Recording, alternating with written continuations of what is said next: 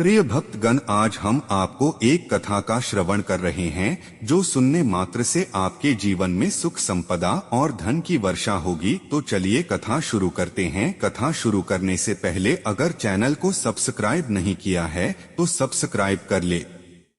एक जंगल में तोता और मैना बहुत ही प्रेम पूर्वक रहा करता था। दोनों आपस में बहुत प्रेम करते थे। एक दिन किसी विवाद के कारण तोता और मैना दोनों के बीच झगड़ा हो गया। तो तोता ने कहा कि इस दुनिया में सबसे ज्यादा पापी और विश्वासघाती स्त्री होती है। तो मैना ने जबान दिया कि इस दुनिया में सबसे ज्यादा पापी और विश्वासघाती पुरुष होते हैं। दोनों में काफी बहस हो गई। तो इस समस्या का समाधान के लिए दोनों भगवान शिव के पास पहुँचे। वे दोनों भगवान शिव को अपनी अपनी बात बताई। शिव जी ने तोते से कहा कि तुम कैसे कह सकते हो कि इस संसार में सबसे बड़ा पापी स्त्री होती है। तोता बोला, प्रभु मैं आपको एक कहानी सुनना चाहता हूँ जिससे यह पता चल जाएगा कि इस संसार में कौन ज्यादा पापी और विश्वास रहती है। तो भगवान शिव ने कहा, ठीक है, तुम कथा सुनाओ। इतनी देर में माता पार्वती भी वहाँ आ जाती है और कहती है कि मुझे भी यह कहानी सुनना है। तो भगवान शिव कहते हैं, ठीक है, बैठो। श्रोताओं, किसी नगर में चंद्रगुप्त नाम का राजा राज्य करता था। चंद्रगुप्त के 4 बेटे थे और चारों ही बहादुर थे। लेकिन उन चारों बेटों में मदनसेन प्रतापी होने के साथ साथ काफी सुंदर भी था। मदनसेन की पत्नी का नाम चंद्रप्रभा था। वह भी बेहद सुंदर व रूपवान थी। अपने सामने किसी दूसरी स्त्री को सुंदर नहीं समझती थी। हर काम में होशियार थी। गाना भी उसे खूब आता था। एक दिन राजा चंद्रगुप्त ने मदनसेन को उसकी किसी बात पर नाराज होकर राज्य से निकाल देने का आज्ञा दे दिया। राजा का ये हुक्म सुनकर मदनसेन चिंतित हो गया और अपने महल में आ गया। मदन को उदास देखकर उसकी पत्नी ने पूछा, हे प्राणनाथ, आप उदास क्यों हैं? आपका चंद्रमुख मुरझाया हुआ क्यों है? राजकुमार होकर भी आप इस तरह चिंतित क्यों हैं? मदनसेन बोला, हे प्राणेश्वरी, तुमसे क्या कहूं और तुमसे कहने से लाभ भी कुछ नहीं। आज मेरे पिता ने मुझे 12 वर्ष के लिए देश निकाला दे दिया है, इसीलिए मैं तुमसे विदाई मांगने आया हूं। यह सुनते ही चंद्रप्रभा गश खाकर गिरी और बेहोश हो गई। उसकी ये हालत देखकर मदन के होशोहवास जाते रहे। वह सोचने लगा, मैंने बहुत बुरा किया जो अपनी पत्नी से ये सब कुछ बता दिया। दासियों ने जब चंद्रप्रभा पर गुलाब जल छिड़का तो उसे होश आया। होश में आकर चंद्रप्रभा ने मदनसेन से कहा, हे प्राणेश्वर, आप मुझ दासी को छोड़कर परदेश चले जाएंगे तो मैं आपके बिन कैसे जी पाऊंगी? मैं भी आपके साथ ही चलूंगी। तुम मेरे साथ कैसे चल सकती हो? क्योंकि परदेश में अनेक प्रकार के संकट भोगने पड़ते हैं और तुम नर्म व नाजुक फूलों पर चलने वाली, महलों में रहने वाली इन दुखों को कैसे बर्दाश्त कर पाओगी? मदनसेन ने पत्नी को समझाने वाले अंदाज में कहा, जितने भी दुख परदेश में उठाने पड़ेंगे वे सब आपके साथ रहते सुखी से भी अधिक सुखमय मालूम होंगे। महल के सुख आपके बगैर जंगल के दुखों से भी अधिक भयानक प्रतीत होंगे। इससे अच्छा तो यही है कि मैं आपके साथ ही चलूं। चंद्रप्रभा ने आंखों में आंसू भरकर कहा। मदनसेन ने सोचा कि ये मेरे बगैर नहीं रह सकती, इसलिए मुझे यह शोभा नहीं देता कि इसको तड़पता छोड़कर चला जाऊं। बेहतर यही रहेगा कि इसे साथ ले चलूं। इस विचार के मन में आते ही मदन ने अपनी पत्नी से कहा, अच्छा, तुम उदास मत हो, हम तुम्हें अपने साथ ले चलेंगे। पति की यह बात सुनकर चंद्रप्रभा बड़ी खुश हुई और अपने पति के साथ जाने की तैयारियों में जुट गई। अगली सुबह चंद्रप्रभा और मदन शहर से निकलकर एक जंगल में पहुंच गए। जब चलते चलते थक गए तो एक उचित सी जगह देखकर वे एक बरगद के वृक्ष के नीचे विश्राम करने लगे। वे बहुत अधिक थके हुए थे। ठंडी हवा के झोंकों ने उन्हें नींद के आगोश में पहुंचा दिया। मगर कुछ देर बाद ही एक सांप ने रानी को डस लिया। सांप के डसते ही रानी तड़पने लगी। मदन की आंख खुली तो रानी को तड़पते देखकर और सांप को जाते देखकर मदन बेचैन हो गया। कुछ देर बाद रानी बेहोश होकर विषाग्नि से व्यथित होकर मर गई। मृतक रानी को देखकर मदनसेन ऊंचे स्वर में रुदन विलाप करने लगा। उसका रोना धोना सुनकर जंगल के जीव जंतु गुर्राने लगे। मदनसेन ने मन में सोचा, जब जीवन संगिनी ही मर गई तो मैं अब जीकर क्या करूंगा, इसी जंगल में प्राण त्याग दूंगा। मन में यह विचार आते ही वह रानी की लाश के पास से उठा और जंगल से लकड़ियां बीनकर इकट्ठी करने लगा। वह रो रो कर कहता जाता था कि रानी की चिता में मैं भी जल जाऊंगा। संयोगवश उसी जंगल में एक देवदूत पृथ्वी लोक का भ्रमण करते हुए वहां पहुंचे। देवदूत ने जब मदनसेन के रोने की आवाज सुनी तो उन्हें उस पर बड़ी दया आई। उन्होंने भगवान से कहा, हे प्रभु, कोई मानव हृदय विदारक स्वर में रो रहा है, उसके रोने से मेरा हृदय कांपता है, आप उस पर दया करके उसका दुख दूर कीजिए। मदनसेन की दुख को सुनकर उसे देव दोस्त ने भगवान को गुहार लगाने लगा और कहने लगा, हे प्रभु, चाहे कुछ भी हो इसका दुख आपको जरूर दूर करना पड़ेगा। देवदूत उसे पहुंचा जहां मदनसेन करुण विलाप कर रहा था। देवदूत ने मदनसेन से पूछा, तू क्यों रो रहा है, तुझको क्या दुख है? आप मेरा दुख क्या जाने, मुझ में अपना दुख कहने की भी शक्ति नहीं है। जी चाहता है कि यह धरती फट जाए और मैं इसमें समा जाऊं। मदनसेन ने काफी दुखी स्वर में कहा। मदन की ये बात सुनकर देवदूत को भी उस पर दया आ गई और उन्होंने उससे कहा, तू हमसे अपना हाल कह। तब मदनसेन ने उनसे कहा, महाराज, मैं जूनागढ़ के राजा चंद्रगुप्त का बेटा हूँ। मेरे पिता ने मुझको देश निकाला दे दिया, इसलिए मैं और मेरी पत्नी इस जंगल में आ गए। यहाँ आकर मेरी पत्नी सर्प के काटने से मर गई है। उसका विरह मुझसे सहन नहीं हो रहा है, इसलिए मैं लकड़ियाँ एकत्र कर रहा हूँ ताकि अपनी प्यारी पत्नी के साथ ही जलकर अपने आप को भी अग्नि के हवाले कर दूं। मदनसेन की ऐसी दुख खबरी बातें सुनकर देवदूत ने कहा, राजकुमार, तू बड़ा मूर्ख है। यह तो संसार है, यहाँ इंसानों का आना जाना लगा ही रहता है। एक दिन ये शरीर सबको छोड़ना पड़ेगा। तू ये भी जानता है कि इस संसार में कोई किसी के साथ न आया है, न किसी के साथ जाएगा। तू बुद्धिमान होकर भी ऐसी बात करता है।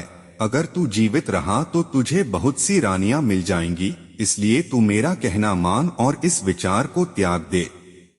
देवदूत के इन शब्दों को सुनकर मदनसेन बोला, महाराज, आपने जो कुछ कहा वह सत्य है, किंतु ऐसी पतिव्रता पत्नी तो मुझे किसी जन्म में भी नहीं मिलेगी और न इसका वियोग मुझसे सहन होगा, इसलिए मैं इसके साथ ही मरूंगा। मदनसेन के विचार सुनकर देवदूत ने जान लिया कि यह अपनी पत्नी के बिना नहीं रह सकता। तब वे मदन से बोले, राजकुमार, तेरी पत्नी के जीवित होने का एक उपाय है। इस रानी की आयु 20 वर्ष थी, सो इसने भोग ली। तेरी उम्र 70 वर्ष की है, जिसमें से 30 वर्ष बीत चुके हैं। तेरी उम्र में 40 वर्ष अभी और बाकी हैं। यदि तुम अपनी आयु का आधा भाग अपनी रानी को दे दो तो तुम दोनों की आयु बराबर हो जाएगी। यदि यह बात तुम्हें स्वीकार है तो रानी अभी जीवित हो जाएगी। देवदूत की यह बातें सुनकर मदनसेन ने कहा, मुझे स्वीकार है प्रभु, स्वीकार है। अब देवदूत ने मदन के हाथ में पानी देकर उससे 20 वर्ष आयु देने का संकल्प लिया और रानी के हाथ पैरों पर पानी डालने से पूर्व मदन से कहा, इसमें एक रहस्य की बात और है। जब तुम्हें रानी की आवश्यकता न हो तो यह संकल्प वापस भी ले सकते हो। जो ही संकल्प वापस लोगे रानी मर जाएगी, परंतु सावधान, रानी से यह बात मत कहना, किसी समय यह बात तेरे काम आएगी। ऐसा कहकर रानी पर जल छिड़ककर देवदूत वहां से अंतर्धान हो गए। रानी उसी समय उठकर बैठ गई और बोली, प्रिय, आज तो मैं बहुत सोई, आपने मुझे जगाया क्यों नहीं? तुम थकी मांदी थी, इसी कारण मैंने तुम्हें नहीं जगाया। मदन ने सब बातें छिपाते हुए कहा। अब वे दोनों फिर आगे चल दिए। काफी दिन बाद उन्हें एक बहुत सुंदर स्थान दिखाई दिया। वहां एक फकीर की कुटिया थी। जब वे दोनों वहां पहुंचे तो उन्होंने देखा कि एक सुंदर नौजवान फकीर तकिया लगाए बैठा हुक्का पी रहा है। वह दोनों थके हारे थे ही फकीर के पास बैठ गए। उसी समय राजकुमार ने रानी से कहा, रानी, हमें प्यास लगी है, हम कुएं पर जाकर पानी पी कर आते हैं। अगर तुम्हें भी प्यास लगी हो तो तुम्हारे लिए भी ले आएं। यह सुनकर रानी ने कहा, मैं तो प्यासी नहीं हूँ, आप जाकर पी आइए। रानी का जवाब सुनकर मदनसेन डोलरसी लेकर कुएं पर पानी पीने चला गया। जब मदनसेन पानी पीने गया तो चंद्रप्रभा और फकीर की निगाहें चार हुई। चंद्रप्रभा उसी क्षण उस फकीर पर आशिक हो गई।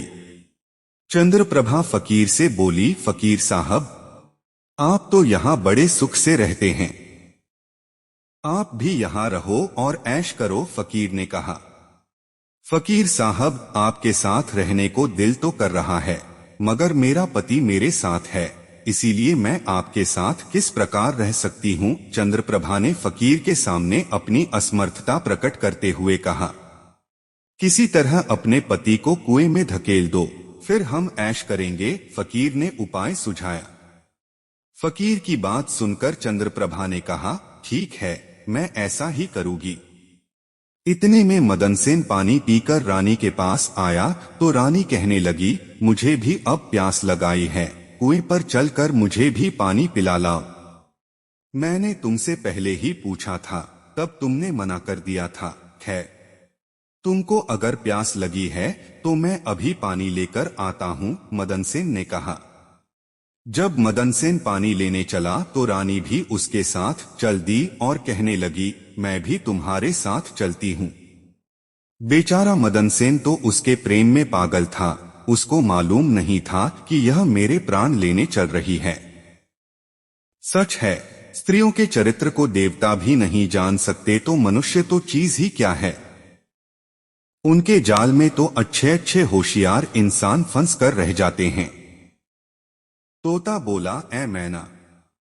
जब मदनसेन कुएं पर जाकर डोल भरने लगा तो रानी ने पीछे से उसे धक्का देकर कुएं में गिरा दिया और खुद उस फकीर के पास आ गई। वह फकीर रानी को वहां से लेकर चलता बना और दोनों एक बड़े शहर में जाकर आनंद से रहने लगे। उस फकीर ने चंद्रप्रभा को थोड़े ही दिनों में ऐसा नाचना गाना सिखाया कि उसके समान नाचने वाली कोई नृत्यांगना उस शहर में दूसरी नहीं थी।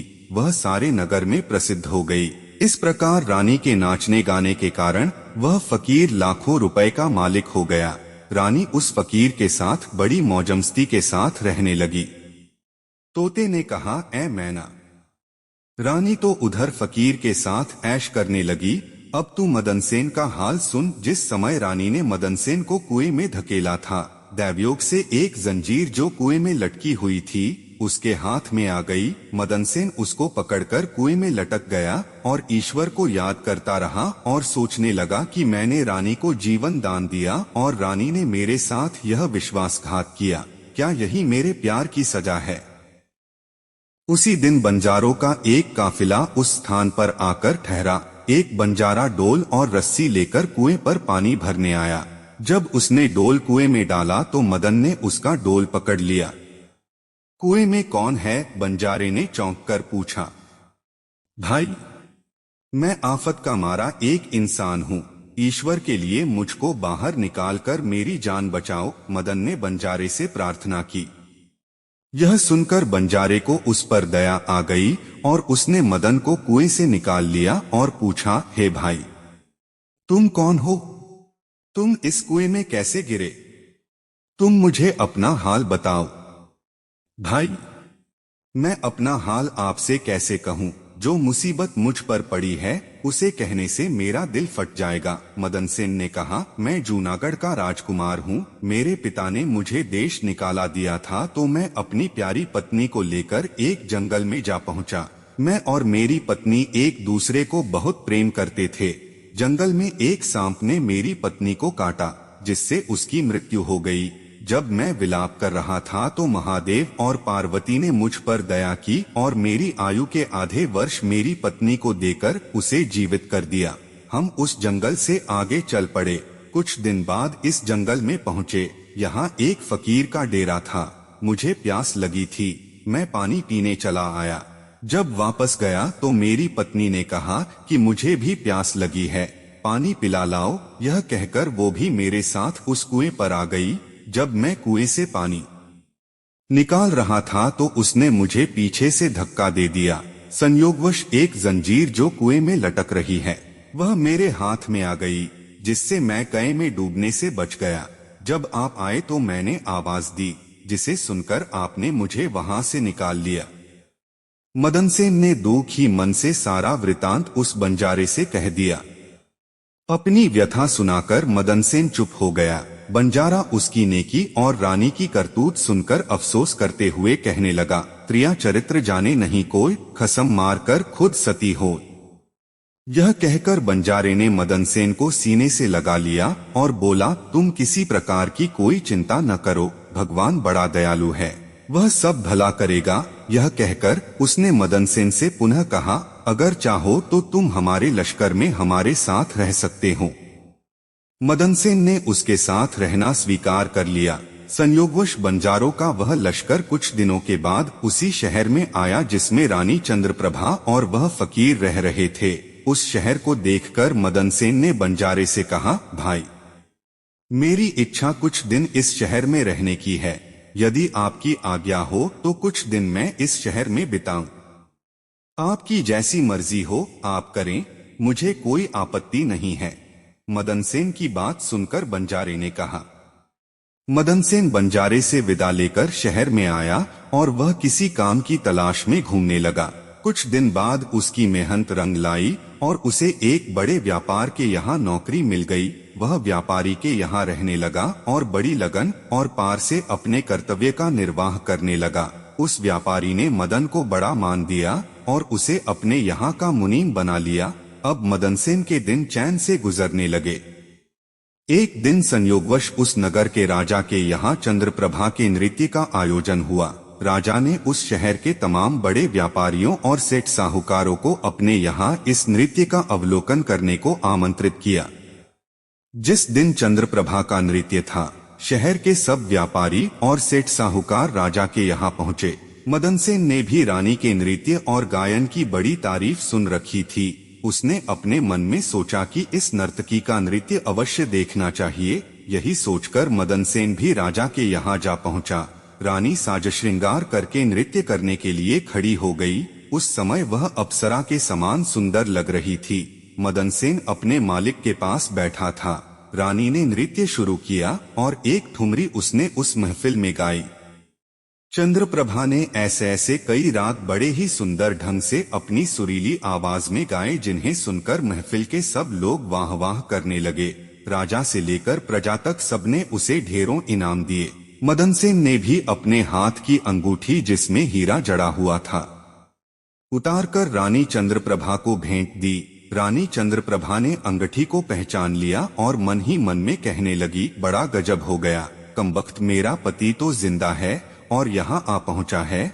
अब यह मुझे जिंदा नहीं छोड़ेगा, इसलिए कुछ ऐसा उपाय करना चाहिए जिससे कि ये मारा जाए।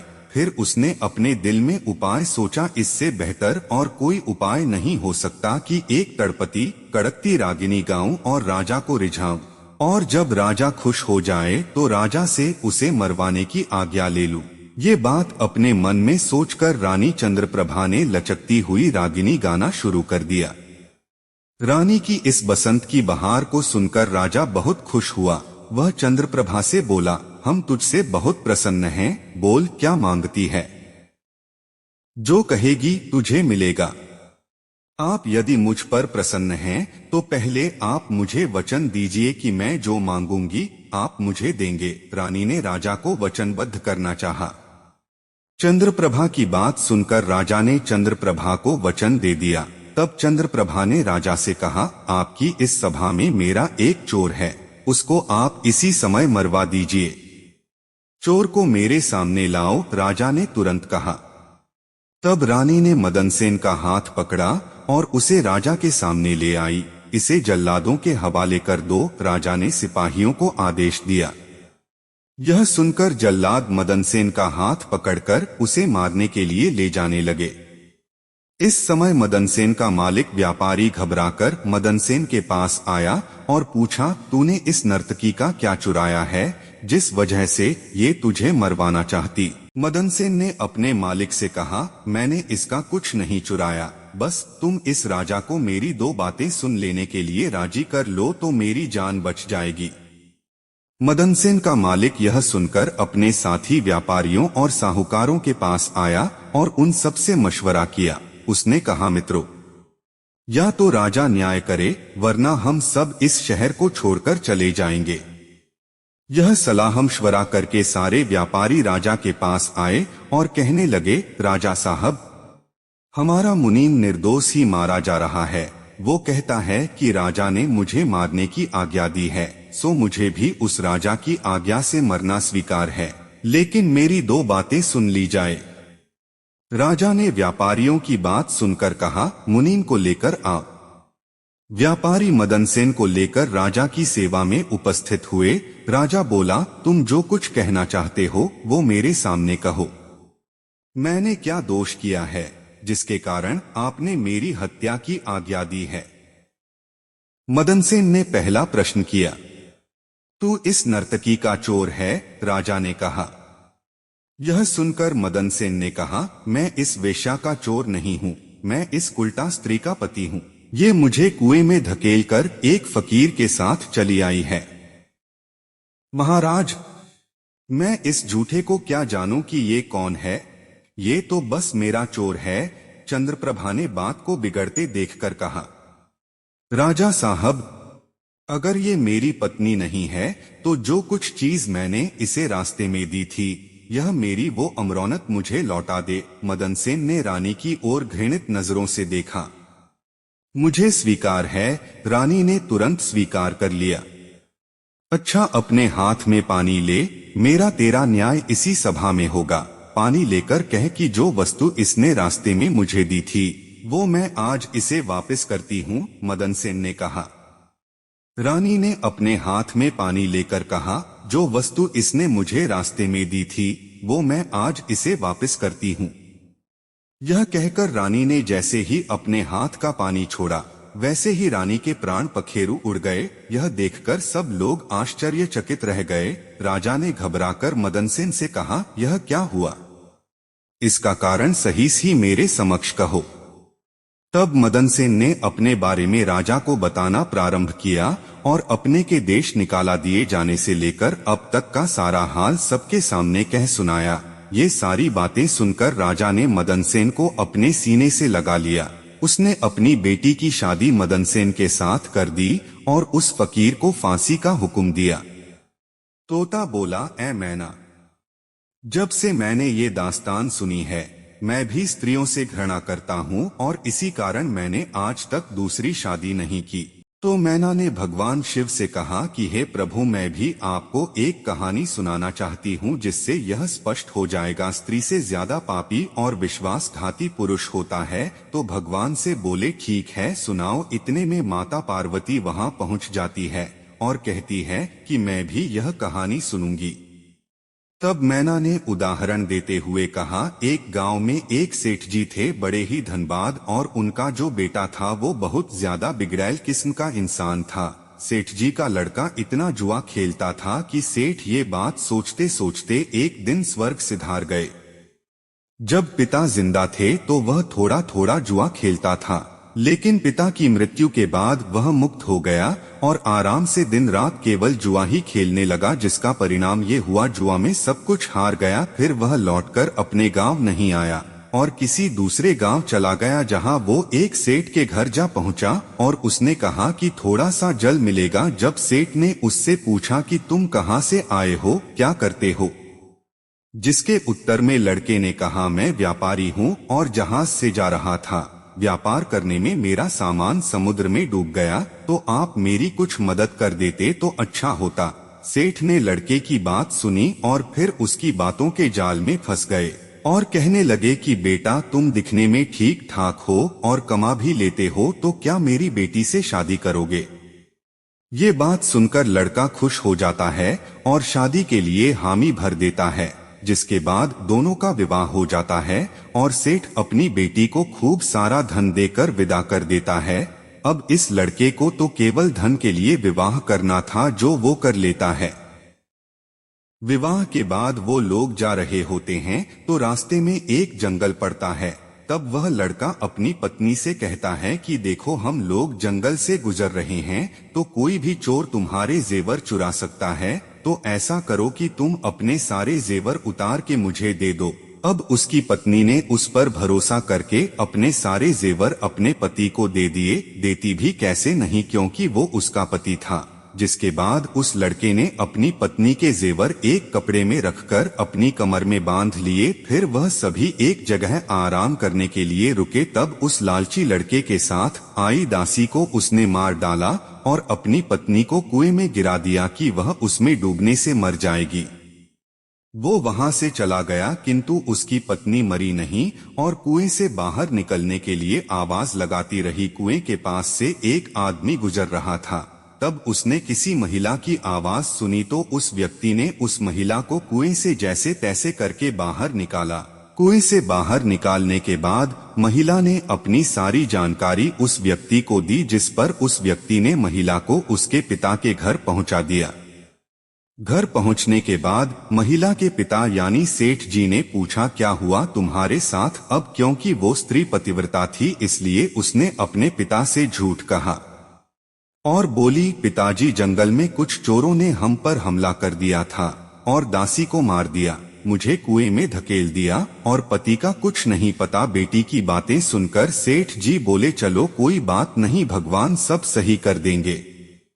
कुछ समय बाद लड़का दोबारा अपने ससुराल पहुंचा और सोचा कि सेठ जी से कहेगा कि आप नाना बनने वाले हैं और इसके बदले में खूब सारा धन मिल जाएगा। लेकिन वह जैसे ही अपने ससुराल पहुंचा उसकी मुलाकात उसकी पत्नी से हुई, जिस पर उसकी पत्नी ने उससे कहा, मैंने पिताजी को ये सारी बातें बताई हैं तो आप भी यही बता देना। वो कहते हैं ना, आदत वालों की आदत नहीं जाती। उसने देखा कि उसकी पत्नी ने बहुत सारे जेवर पहन रखे हैं तो उस लड़के ने पत्नी से कहा, तुम सो जाओ, सुबह मैं तुम्हें अपने साथ लेकर जाऊंगा। रात हुई और उसने